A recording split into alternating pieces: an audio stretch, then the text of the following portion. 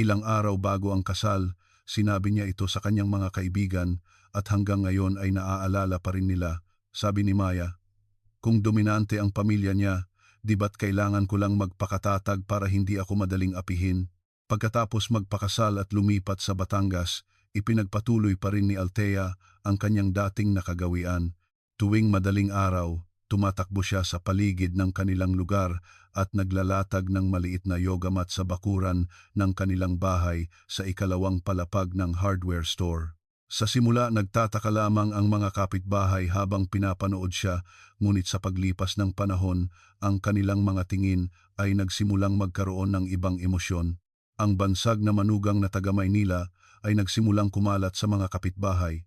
Ang ilan ay dahil sa paghanga, habang ang iba ay may bahid ng hindi pagsang-ayon. Sa panlabas, mukhang maayos naman ang relasyon nila ng kanyang biyenang babae na si Susana, ngunit madalas ay ibang-iba ang nasasaksihan ng mga kapitbahay. Halimbawa, ang tila walang katapusang pagbuntong hininga ni Susana habang tinitingnan ang pananamit ng kanyang manugang o ang hindi magandang ekspresyon sa kanyang mukha habang pinapanood ang anino ni Althea na paalis para mag-ehersisyo sa umaga. Gayunpaman, ang tunay na problema ay tahimik na nagsimula sa ibang dako, ang pagtrato sa kanya ng kanyang biyenang lalaki, si G. Rolando. Sa simula, mukha siyang napakabait, nagpakita si G. Rolando, nang di pangkaraniwang init ng pagtanggap sa manugang na ito. Inaanyayahan niya itong umupo sa tindahan at nag-aalalang tinatanong kung anong oras ito aalis para mag-ehersisyo. Noong una, iniisip ng lahat na isa siyang mabuting biyenan na nagmamahal sa kanyang manugang. Ngunit iilan lamang ang nakapansin na ang init ng pagtanggap na iyon ay unti-unting nawawalan ng halaga habang lumilipas ang panahon. Isang dating empleyado sa hardware store, si Jose Mendoza, ang naaalala pa rin ang eksena noon kapag pinag-uusapan ng boss ang kanyang manugang, iba ang tono niya, parang nagmamayabang. Pero, parang may iba pang kahulugan. Hindi ko masabi noon kung ano ang pakiramdam na iyon. Halos 2 taon nang kasal si Althea, ngunit hindi pa rin siya nagkakaanak. Ito ay naging isa pang mainit na pinag-uusapan sa mga kapitbahay. Yung manugang na iyon na mahilig magpaganda, buong araw inaatupag ang pagpapanatili ng kanyang katawan, paano siya magkakaroon ng panahon para sa anak. Ang mga ganitong tsismis ay paminsan-minsang nakakarating sa pandinig ni Althea. Minsan, sa isang tawag sa kanyang ina, nagreklamo siya, "Ma, ang mga tao dito, talagang pakialamero sa buhay ng iba." Sa pagitan ng tag-araw at tagsibol, nagkaroon ng maliliit na pagbabago sa buhay ni Althea. Sinimulan niyang iurong ng paunti-unti ang oras ng kanyang pag-eehersisyo sa umaga. Maaga na siyang gumigising, ngunit mas lalo pa niyang inagahan at hindi na siya naglalatag ng yoga mat sa bakuran. Sa halip, mas dumalas ang kanyang pag-iisa sa kanyang silid para mag-inat. Nang tanungin siya ng kanyang asawa, si Miguel, kung bakit, mahina lamang siyang sumagot, "Wala lang." Nang tag-araw na iyon, nakakuha ang De La Cruz Hardware and Construction Supplies ng isang malaking kontrata, ang pagpapalapad ng Provincial Road mula sa bayan patungo sa labas ng lungsod para kay G. Rolando. Ito ang pinakamalaking order na natanggap ng kumpanya mula nang itatag ito. Naaalala ng empleyadong si Jose Mendoza na tuwing nababanggit ni G. Rolando ang bagay na ito, lalo siyang nasasabik.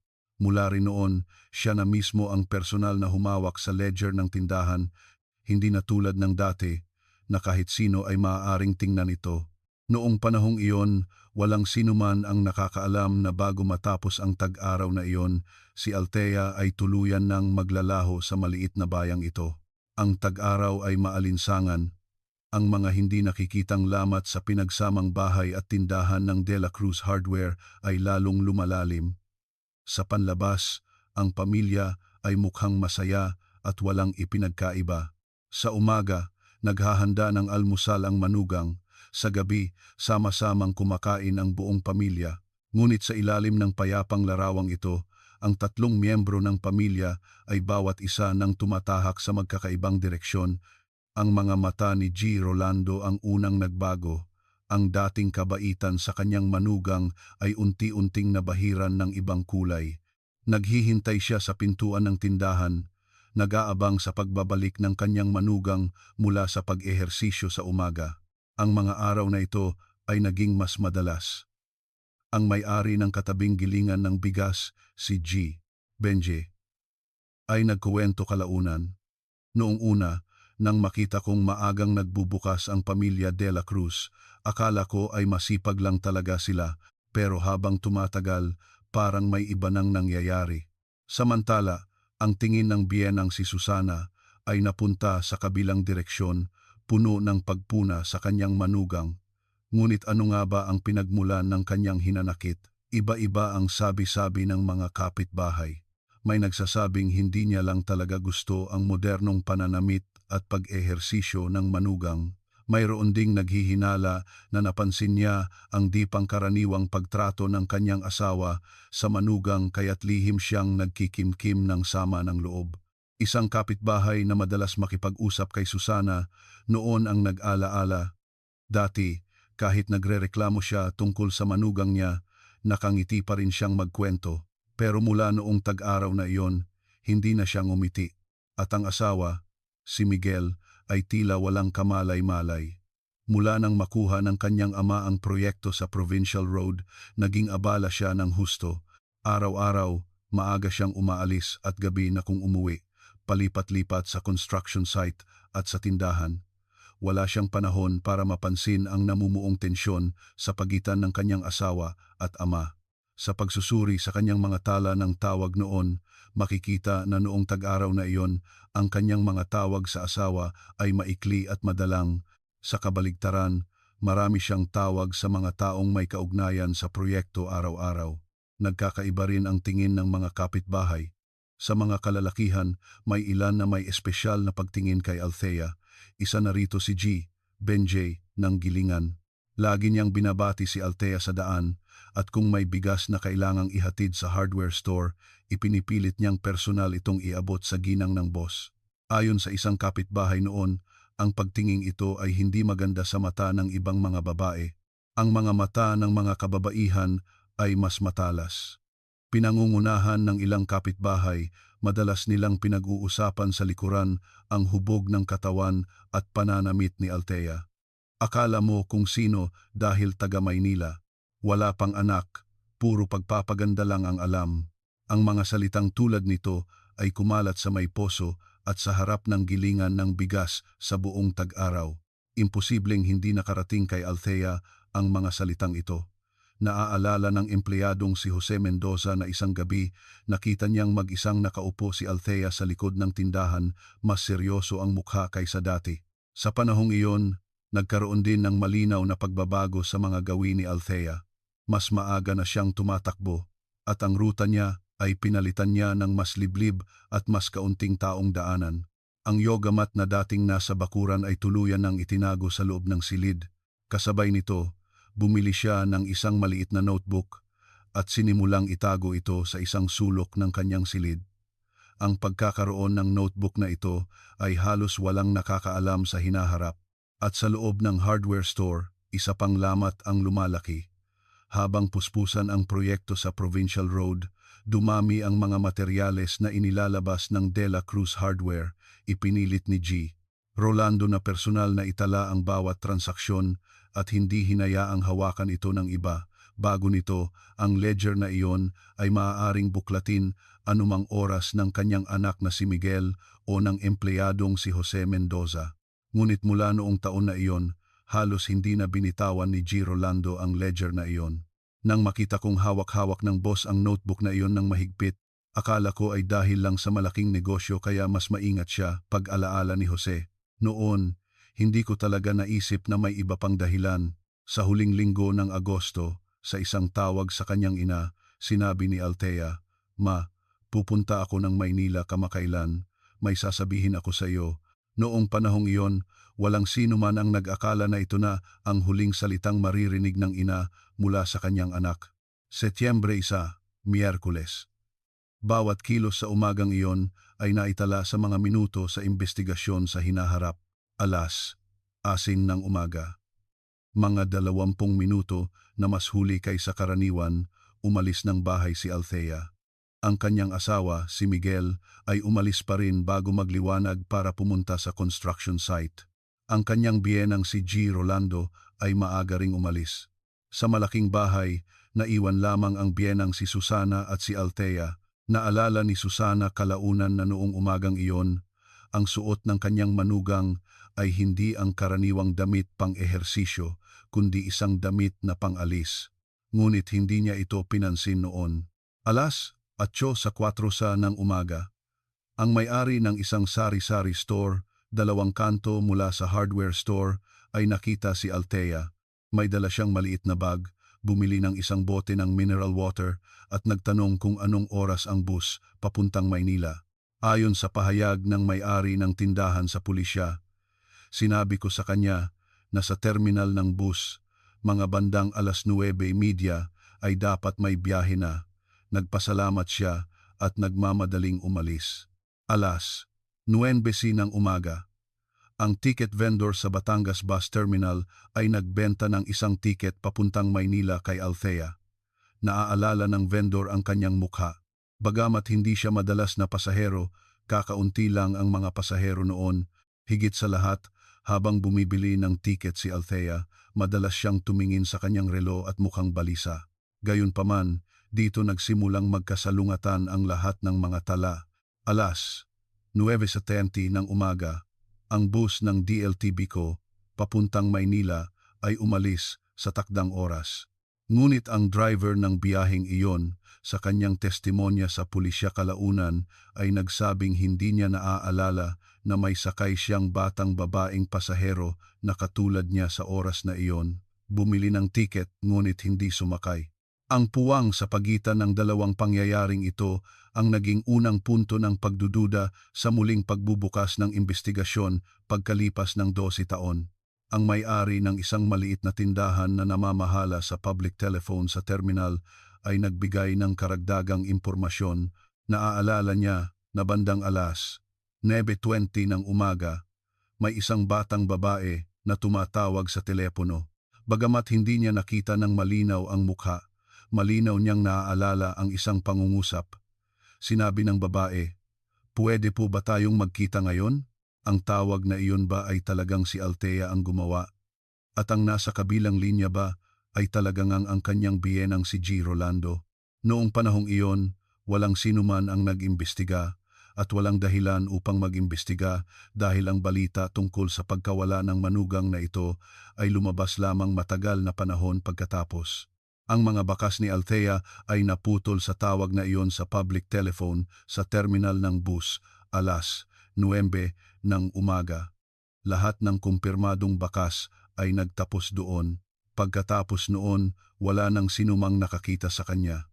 Ang kanyang pamilya sa Maynila ay hindi alam hanggang sa gabi na uuwi ang kanilang anak.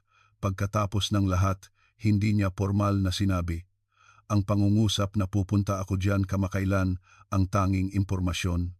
Kaya't noong araw na iyon, walang nag-isip na may mali sa kanyang hindi pagdating. Ganoon din ang sitwasyon sa kanyang pamilya sa Batangas. Hanggang sa gabi, hindi pa umuuwi ang manugang. Sa simula, inakala lang ng biyenang si Susana na pumunta ito sa kanyang mga kaibigan. Ang asawang si Miguel, matapos ang trabaho sa construction site, ay umuwi na ng bandang alas 5 ng gabi. Ayon sa kanyang pahayag kalaunan, nang malaman niyang hindi pa umuuwi ang kanyang asawa, hindi siya gaanong nag-react dahil paminsan-minsan ay natutulog din ang kanyang asawa sa bahay ng kaibigan. Kung nasaan naman ang biyenang si G. Rolando noong gabing iyon ay hindi malinaw na nakumpirma. Bagamat mapapatunayan ng empleyadong si Jose Mendoza na nasa tindahan pa siya bago magsara, ang kanyang mga kilos pagkatapos noon ay walang ibang patunay maliban sa sarili niyang salaysay. Ayon sa kanya, pumunta siya para inspeksyonin ang Provincial Road Project. Ikalawang araw, ikatlong araw, hindi pa rin bumabalik si Althea. Hanggang sa ika-4 na araw, tumawag si Miguel sa pamilya ng kanyang asawa. Dito nalaman ng magkabilang pamilya na magkaiba pala ang kanilang pagkakaalam. Akala ng pamilya ng babae ay nasa bahay ng biyena ng kanilang anak, habang akala naman ng pamilya ng lalaki ay umuwi ito sa kanyang pamilya. Ang 4 na araw na puwang na ito ay malubhang nakaantala sa ginintuang oras ng pag-uulat sa pulisya.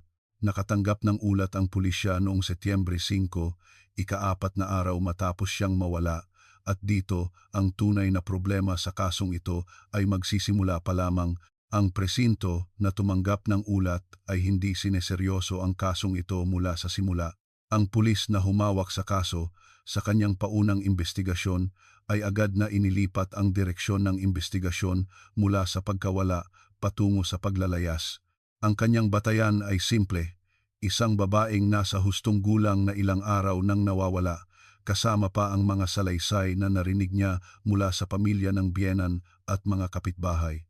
Kinabukasan matapos ang pag-uulat, pumunta ang pulisya sa De La Cruz Hardware upang magtanong sa pamilya at mga kapitbahay. Gayunpaman, ang mga testimonya na ito, mula pa sa simula, ay nagtulak sa buong kaso sa iisang direksyon. Binanggit ng biyenang si Susana kung gaano kahilig mag-ayos ang kanyang manugang. Ilang kapitbahay na babae naman ang maingat na nagpahiwatig na ang manugang na ito na mula sa Maynila ay tila sikat sa mga kalalakihan. Maging ang labis na kasipagan ng may-ari ng gilingan ay natural na nabanggit sa proseso ng investigasyon. Pinagsama-sama ng pulis ang mga salaysay na ito at bumuo ng isang larawan, isang batang manugang na nagsawa na sa nakakabagot na buhay sa probinsya, posibleng may ibang lalaki at pinili niyang umalis. Nakasulat sa ulat ng investigasyon, mataas ang posibilidad ng paglalayas, posibleng may kinalaman sa relasyon. Ang buong ulat ay hindi hihigit sa 2 pahina ng A4 na papel. May malaking butas ang hatol na ito. Ang testimonya ng mga nakakita sa terminal ng bus, ang alaala ng driver na bumili siya ng tiket ngunit hindi sumakay, at ang tawag sa teleponong pampubliko na hindi malinaw ang nilalaman ang mga pahiwatig na ito.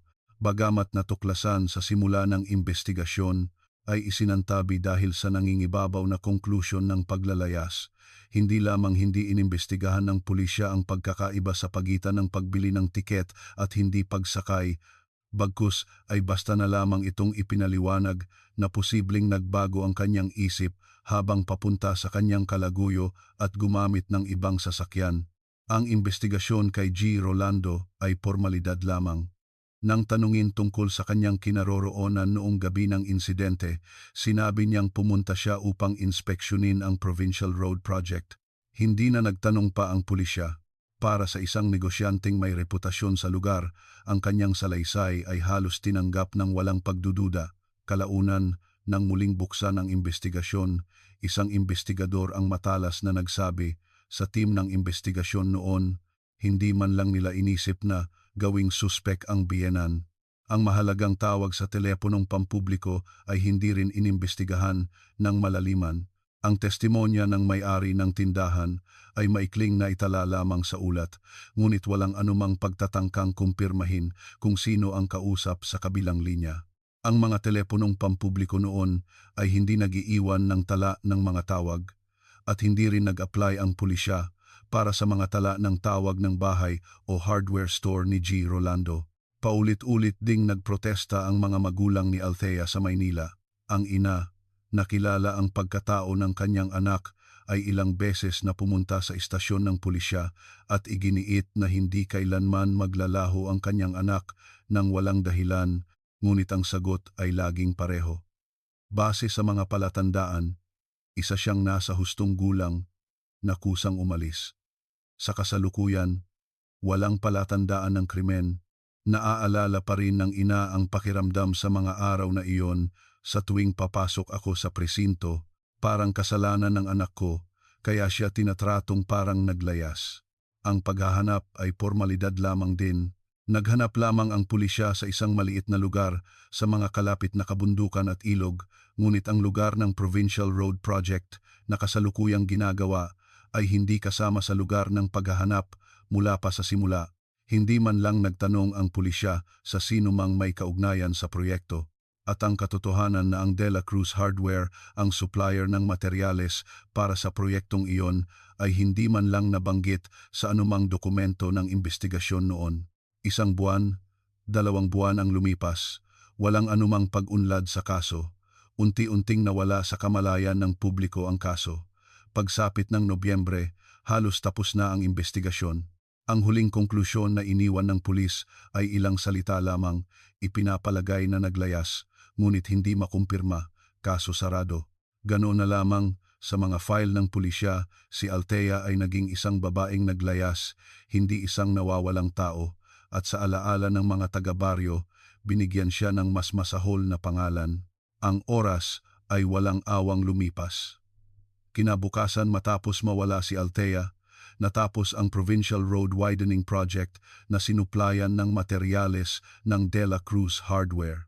Sa bago at malawak na daan, daan-daang sasakyan ang dumadaan araw-araw. Walang sino man ang nakakaalam kung ano ang nakalibing sa ilalim ng mga patong-patong na lupa at kalsada. Dahil sa proyektong iyon, lalo pang lumawak ang negosyo ni G. Rolando. Sa loob ng ilang taon, ang De La Cruz Hardware ay naging isa sa mga nangungunang supplier ng materyales sa konstruksyon sa lugar. Paminsan-minsan, sa mga pagtitipon kasama ang mga matatanda sa lugar, ipinagmamalaki niya na parang medalya ang nakaraan tungkol sa Provincial Road Project. Tuwing nagmamaneho siya sa kalsadang iyon, mahigpit niyang hinahawakan ang manibela nang walang pagbabago sa ekspresyon. Ang oras para sa biyenang si Susana ay lumipas sa ibang paraan. Matapos mawala ang kanyang manugang, lalo siyang naging tahimik. Sa mga gawaing bahay, naging parang tagalabas na siya. Naalala ng isang kapitbahay, dati, ang lakas ng boses niya sa pagwawalis sa harap ng bahay. Pagkatapos ng pangyayaring iyon, parang nagbago ang buong pagkatao niya. Kapag tinatanong mo kung ano ang problema, sasabihin lang niyang nag-aalala siya sa kanyang manugang. Nag-asawang muli si Miguel sa ika-4 na taon. Ang babae ay ipinakilala ng isang matchmaker sa nayon. Ang kasal ay ginanap ng simple. Ang balitang ito ay huli nang nakarating sa pamilya sa Maynila sa pamamagitan ng ibang paraan. Naaalala ng ina ni Althea ang araw na iyon nang marinig niya mula sa ibang tao ang balitang nag-asawang muli ang kanyang manugang. Ang pakiramdam ay parang 2 beses namatay ang kanyang anak. Taon-taon, nagpapagawa ng bagong missing person posters ang pamilya. Idinidikit nila ito sa Maynila at nagpapadikit sa mga kakilala sa Batangas. Ngunit sa paglipas ng panahon, ang mga papel na iyon ay naninilaw at nasisira sa ilalim ng araw at ulan. Tuwing kaarawan ng kanyang anak, naghahanda ang ina ng isang mesa ng pagkain, isang mangkok ng kanin, at isang mangkok ng sabaw. Hindi siya pinipigilan ng kanyang asawa, ngunit hindi rin ito umuupo kasama niya. At sa maliit na bayang iyon sa Batangas, ang mga tsismis ay lalong naging totoo sa paglipas ng mga taon. Noong una, hula-hula lamang. Pagkalipas ng ilang taon, naging parang katotohanan na sa bibig ng mga tao. Narinig ko, yung manugang na taga Maynila, sumama sa ibang lalaki. Ang pangungusap na ito ay unti-unting naging isang katotohanan. Walang sinuman ang nagtanong kung saan nagsimula ang tsismis na ito. Nang muling buksan ang investigasyon, natuklasan na ang isa sa mga pinagmulan ng tsismis ay walang iba kundi si G. Rolando mismo. Ayon sa alaala ng maraming kapitbahay, madalas niyang buksan ang usapan tungkol sa kanyang manugang sa mga pagtitipon. Pagkatapos ay sasabihin niya sa isang malungkot na tono, "Sayang talaga, pero nagbabago ang puso ng tao. Ano ang magagawa natin?" Sa panahong ito, ang ledger ay nanatili sa personal na pangangalaga ni G. Rolando. Pagkatapos ng Provincial Road Project, nakakuha pa siya ng ilang proyekto mula sa mga ahensya ng gobyerno. At sa bawat pagkakataon, ang ledger ay naging kanyang personal na gamit na hindi maaaring hawakan ng sinuman. Tulad ng dati, naalala ng empleyadong si Jose Mendoza, sa loob ng safe ng boss, laging may isang lumang notebook. Walang nakakaalam kung ano iyon. Mahigit 10 taon na nandoon lang iyon. Ganoon lumipas ang 10 taon. Ang Provincial Road ay luma na, ngunit ang mga sasakyan sa kalsada ay lalong dumami. Ang signboard ng De La Cruz Hardware ay napalitan na ng bago, at si G. Rolando ay lampas na sa edad na 60. Sa panahong iyon, madalas niyang sabihin sa kanyang mga kaibigan, matagal na iyon, malamang nakalimutan na ng lahat. Gayunpaman, may isang taong hindi kailanman nakalimot. Sa Maynila, ang ina, sa loob ng mahigit 10 taon, ay tinitingnan ang larawan ng kanyang anak linggo-linggo. Paminsan-minsan, bumibili siya ng tiket ng bus papuntang Batangas at naglalakad ng walang patutunguhan sa maliit na bayang iyon kung saan dating nanirahan ang kanyang anak. Hanggang sa dapit hapon, sasakay siya pabalik. Ito lamang ang tanging magagawa niya. Sa loob ng mahigit 10 taon, walang makikitang anumang bakas sa panlabas na anyo ni G. Rolando. Ngunit ang ilang taong malapit sa kanya ay naaalala ang ilang maliliit na pagbabago sa kanya sa mahabang panahong ito. Ang pinakahalata ay ang provincial road na iyon. Sinasadya ni G. Rolando na iwasan ang paggamit sa kalsadang iyon. Kahit na ang pagdaan sa bagong pinalapad na provincial road, ang pinakamabilis na paraan mula sa bayan patungo sa bodega sa labas ng lungsod, mas pinipili niyang umikot sa lumang daan at mag-aksaya ng mahigit 10 minuto.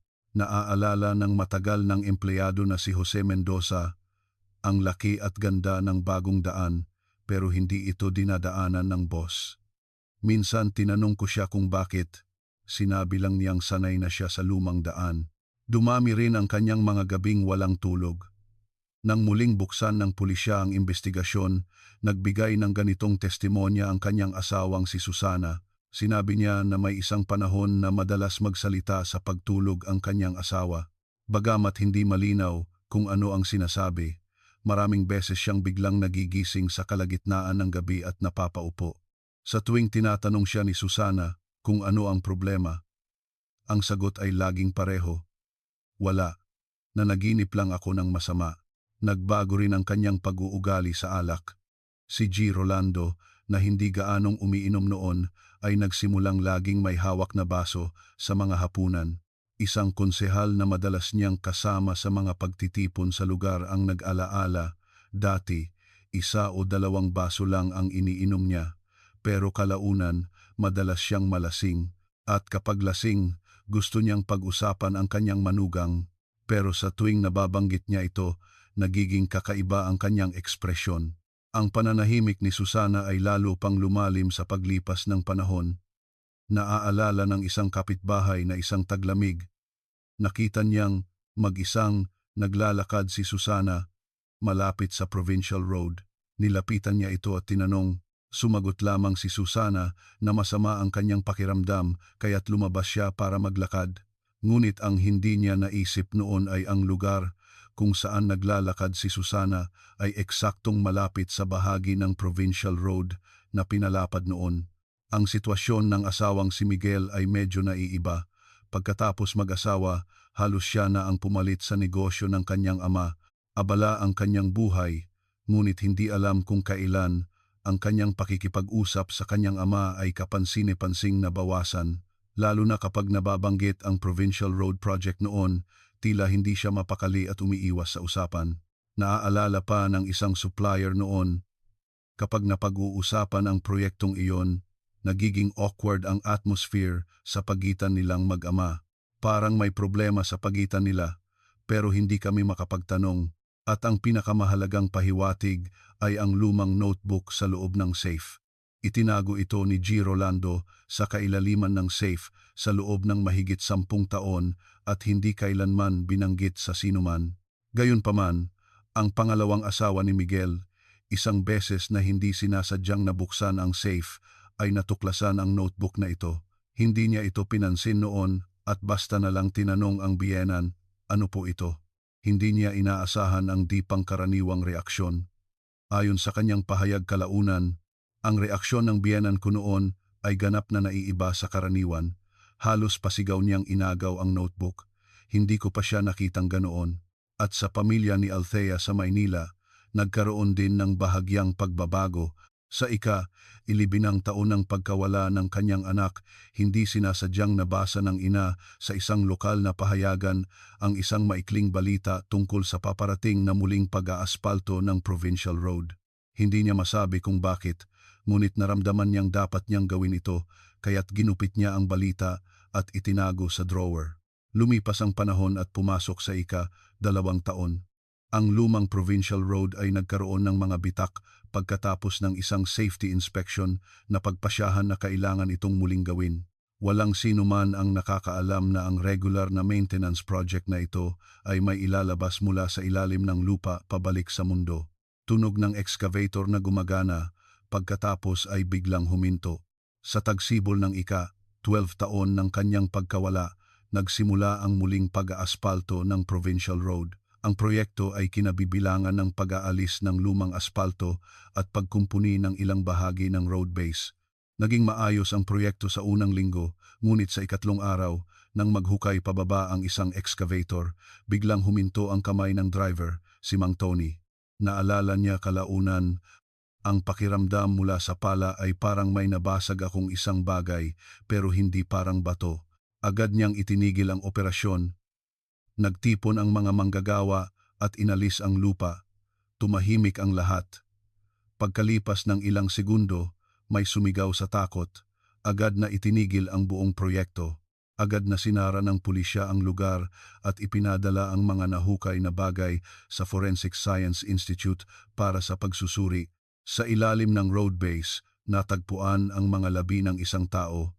3 araw na maingat na naghukay ang mga tauhan.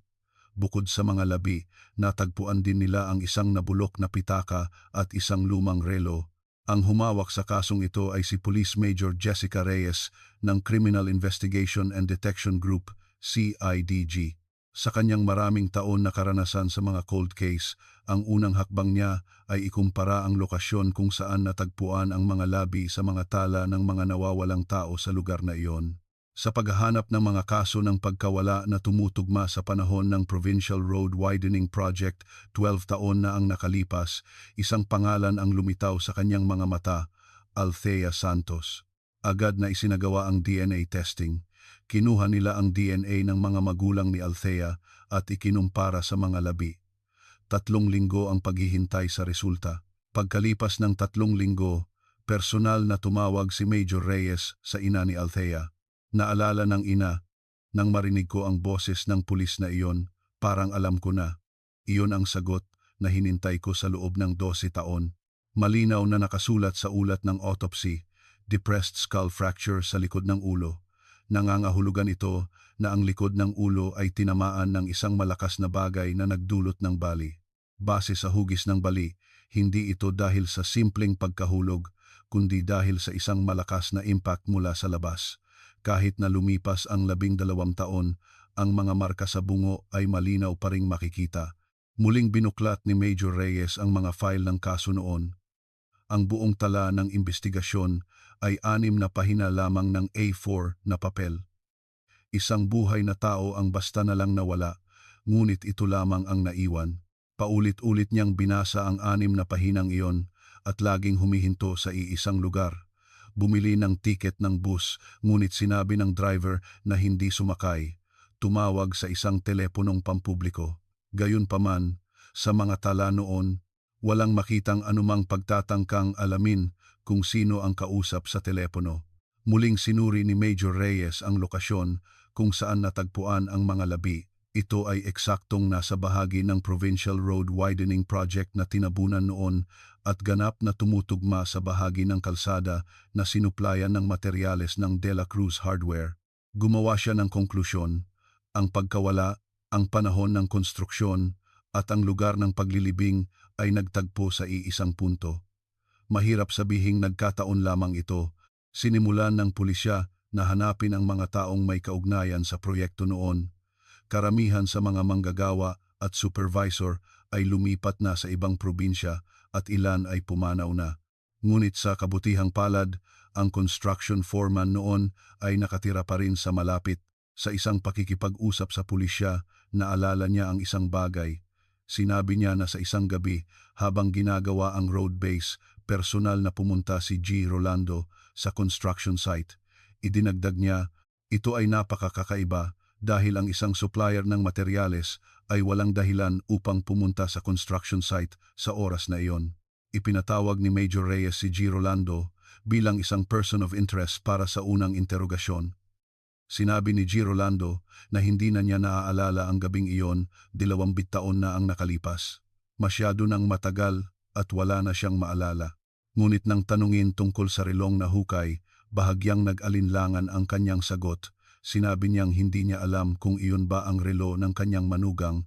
Hindi pinalampas ni Major Reyes ang detalyeng ito.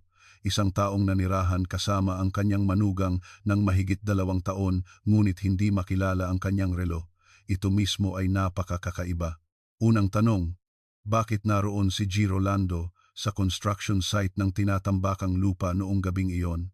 Pangalawang tanong, bakit sa loob ng 12 taon matapos makumpleto ang provincial road, sinadya ni G. Rolando na iwasan ang kalsadang iyon? Ang pagkakataon na ito ay nakakabahala. Isinulat ni Major Reyes ang 2 puntong ito sa kanyang notebook. Pagkatapos ay nag-iwan siya ng pangatlong linya sa ibaba para sa misteryo na hindi pa nalulutas. Kanino ang tawag na iyon?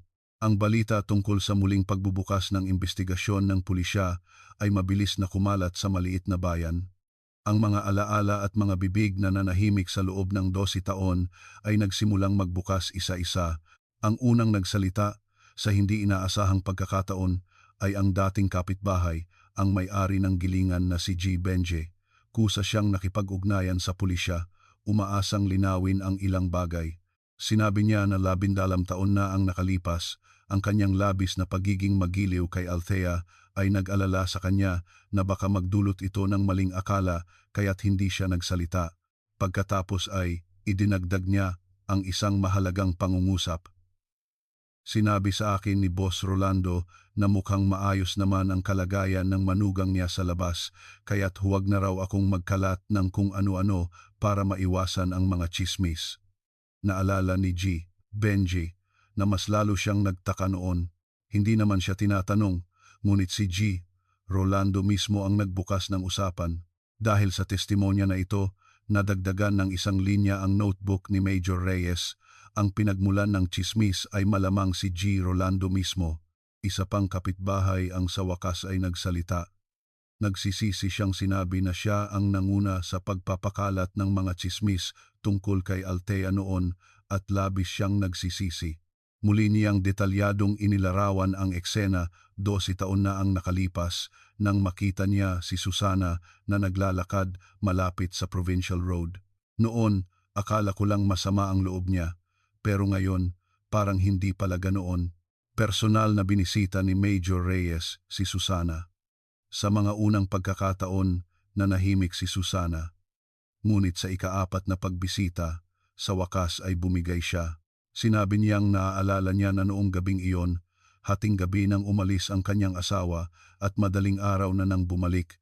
Nakita niyang lihim na nililinis ng kanyang asawa ang kanyang sapatos na puno ng putik sa may pintuan. Pagkalipas ng ilang araw, nakita rin niyang itinago ng kanyang asawa ang isang lumang relo sa kailaliman ng isang drawer. Nang tanungin kung bakit nanahimik siya sa loob ng maraming taon, matagal na nanahimik si Susana. Bago nanginginig na nagsalita, natatakot ako. Hindi lang sa asawa ko, kundi natatakot din ako na baka masira ang pamilyang ito, ang tindahan na ito. Sinabi niyang umaasa ang pamilya ng kanyang anak sa tindahan na ito. Kung magsalita siya, lahat ay mawawala. Natagpuan din ng pulisya ang anak na si Miguel. Sa simula, iginiit niyang wala siyang alam. Ngunit nang ilabas ni Major Reyes ang testimonya ng kanyang pangalawang asawa tungkol sa notebook sa safe, biglang nagbago ang mukha ni Miguel. Sa wakas ay inamin niya na ilang taon na ang nakalipas, habang hindi nakatingin ang kanyang ama, lihim niyang binuklat ang notebook. Puno ito ng mga tala ng hindi pagkakatugma sa pagitan ng dami ng materyales na inilabas at ang aktwal na halaga ng bayad. Ang petsa ng ilan sa mga pahina ay eksaktong ilang araw bago mawala ang kanyang dating asawa. Sinabi niyang bagamat hindi niya lubos na naiintindihan kung ano ang ibig sabihin noon, naramdaman niyang maaaring masira ang negosyo ng kanyang ama dahil sa notebook na ito. Kaya't tahimik niyang ibinalik ito sa dati at walang sinabi. Nang tanungin ng pulis kung bakit, yumuko si Miguel at matagal na hindi makasagot. Ang alaala ng matagal ng empleyado na si Jose Mendoza ay nagbigay din ng bagong piraso sa puzzle.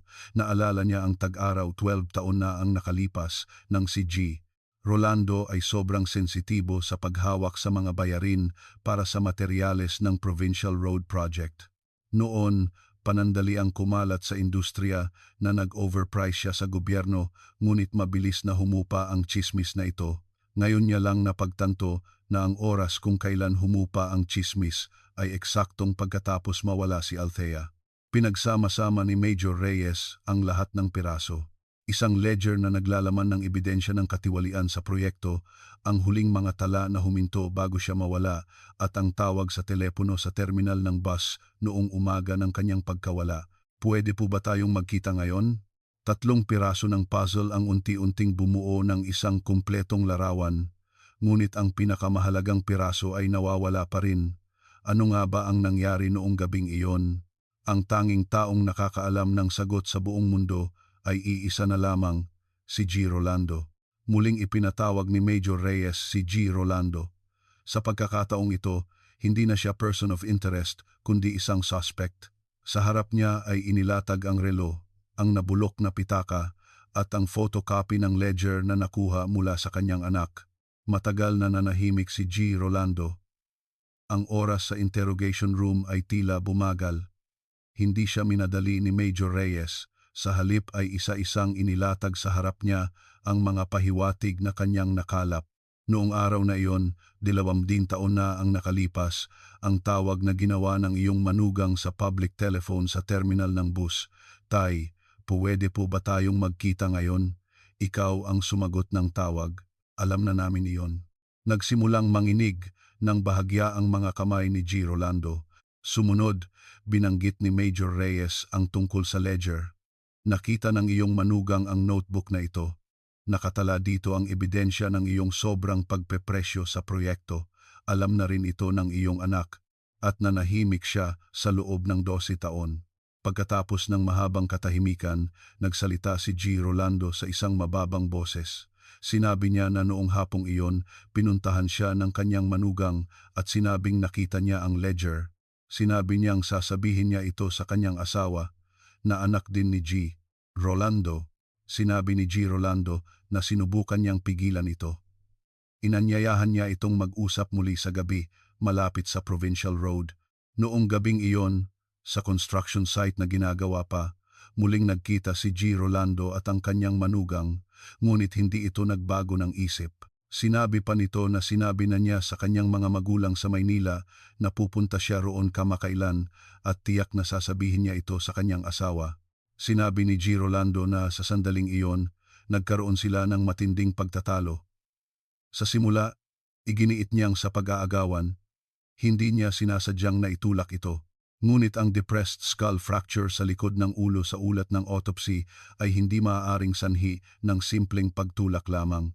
Nang ituro ito ni Major Reyes, hindi na makaiwas si G. Rolando.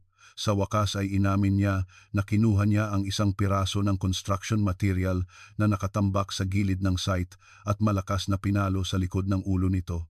Ang mga sumunod na nangyari ay malamig at maingat. Ang road base sa lugar ng krimen ay hindi pa ganap na natatabunan. Kinabukasan, tatakpan ito ng bagong lupa at graba. Noong gabing iyon, matapos umalis ang lahat ng manggagawa, mag-isang kinaladkad ni G. Rolando ang bangkay at pitaka ng kanyang manugang sa kailaliman ng road base at basta na lamang inilibing. Nang magpatuloy ang proyekto kinabukasan, tila lahat ng kasalanan ay permanenteng naisara sa ilalim ng kalsada. Dito nahanap ni Major Reyes ang sagot sa ikalawang tanong. Ang dahilan kung bakit sinadya ni G. Rolando na iwasan ang kalsadang iyon sa loob ng 12 taon. At ang ikatlong misteryo sa kanyang notebook kung kanino ang tawag na iyon ay natuldukan na rin dito. Ngunit may isa pang bagay na kailangang linawin, ang mga tsismis tungkol sa manugang. Ang tsismis na ang manugang na taga Maynila ay sumama sa ibang lalaki saan ito nagmula. Inamin din ito ni G. Rolando. Sinabi niyang nang magsimulang lumabas ang iba't ibang haka-haka sa bayan pagkatapos ng insidente, hindi niya ito pinigilan, bagkus ay sinakyan pa niya. Sinasadya niyang ipahiwatig sa mga kapitbahay ang pananamit at pakikipagkaibigan ng kanyang manugang na matagumpay na naglipat ng atensyon ng lahat mula sa kanya. Sinabi niya, habang lahat ay sinisisi ang aking manugang, walang sinuman ang maghihinala sa akin. Nang marinig ito, hindi napigilan ni Major Reyes na lakasan ang kanyang boses. Ginamit mo ang katotohanang hindi maipagtatanggol ng mga patay ang kanilang sarili. Ginamit mo ito sa loob ng 12 taon. Yumuko ng malalim si G. Rolando at hindi na muling nagsalita. Sa labas ng interrogation room, nang malaman ni Susana ang balita, agad siyang napahandusay sa sahig. Si Miguel naman ay tahimik na nakasandal sa pader at matagal na hindi makagalaw.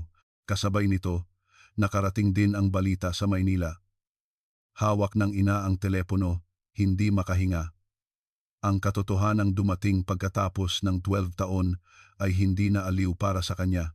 Ang paglilitis kay G. Rolando ay nagsimula sa sumunod na tagsibol. Inakusahan siya ng prosekusyon ng murder at pagtatapon ng bangkay. Ang kanyang asawang si Susana at anak na si Miguel ay inimbestigahan din para sa mga kasong harboring a fugitive at obstruction of justice. Bagamat 2 taon na ang lumipas, ang bali sa bungo ng mga labi, ang pag-amin mismo ni G. Rolando at ang mga piraso ng ledger na kasamang nailibing ay nagsilbing matibay na ebidensya. Ang kasong murder ay wala ng puwang para sa pag-aalinlangan. Sa korte, inamin ni Susana na napansin na niya ang kakaiba noong gabi ng insidente ngunit nanahimik sa loob ng 12 taon. Hinatulan siya ng hukom ng probation at isinulat sa hatol, ang takot ay hindi maaaring maging dahilan ng pananahimik. Ang anak na si Miguel, dahil sa pag-alam ngunit hindi pag-uulat, ay napatunayang may kasalanan din, ngunit dahil sa mga pangyayari, nakatanggap ng mas magaan na sentensya. Si G. Rolando ay hinatulan ng habambuhay na pagkabilanggo. Sa buong proseso ng pagdinig sa hatol, hindi siya tumingala. Pagkatapos ng paghatol, isang pangungusap lamang ang kanyang iniwan kung sana huminto ako noon. Ngunit ang pangungusap na ito ay hindi nagdulot ng anumang aliw sa mga taong naghintay ng 12 taon. Ang mga labi ni Althea ay sinunog at inilagay sa isang sementeryo sa labas ng Maynila sa araw ng kanyang libing. Naglagay ang kanyang ina ng isang bungkos ng puting bulaklak sa harap ng urna ng kanyang anak. Ang huling pangungusap na iniwan ng kanyang anak, 12 taon na ang nakalipas, ay muling umalingaw-ngaw sa kanyang tainga. May sasabihin ako sa iyo. Ano nga ba ang ibig sabihin ng pangungusap na iyon? Nalaman lamang niya ang tunay na kahulugan pagkatapos ng 12 taon. Pagkatapos malaman ang katotohanan, ang maliit na bayan ay hindi na bumalik sa dati.